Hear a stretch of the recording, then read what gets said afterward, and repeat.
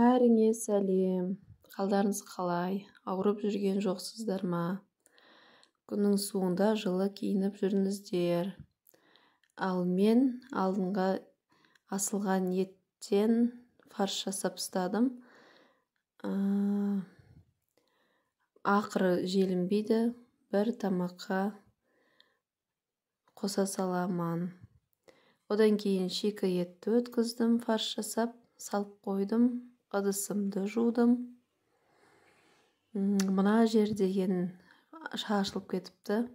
Ақыры шашылды ғой деп, ішіндегісін барлығын шығарып, сүртіп, тазалап алдым.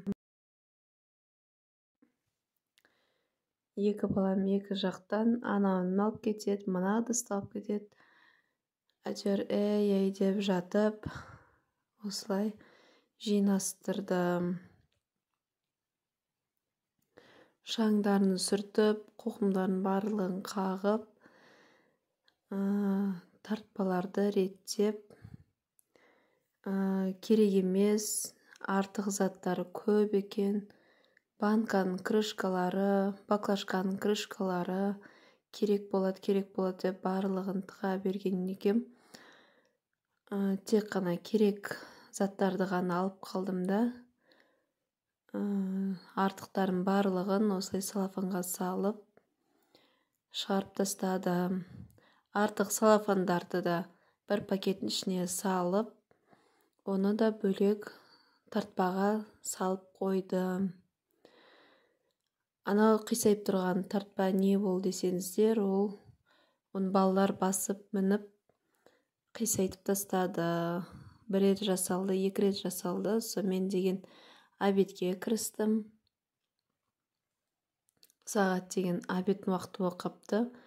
Осылай рожки қуыра салдым. Түстен кейін қызымды ұйықтатып, далаға шығып кеттім. Шелектерімді алып, көмір дайындап, жаңағы қоран ішін тазалап алдым. Осылай барлығын шығарып, тачка деген ауыр болып кетті, толып кетті. Осылай барлығын шығарып, қардан жүрмейді, демалып, әрендейін сүйреп шығардым. Осылай сүйреп шашақ қылдым.